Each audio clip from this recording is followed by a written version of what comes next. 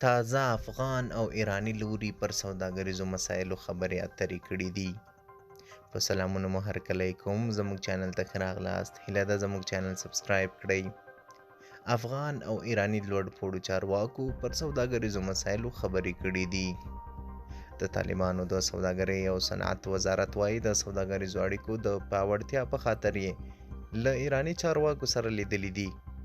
د وزارت د یوې خبرپاڼې په خپرولو سره ویلي دي چې د طالبانو د حکومت د سوداګرۍ او صنعت وزارت مرستیال ملا قدرت الله جمال د ایران د لارو ښار جوړونې وزارت له ځانګړي استازي میر شفیعي او په کابل کې د ایران سفارت له اقتصادي اتشې حسن شیرازي سره اقتصادي مسایلو خبرې کړې دي.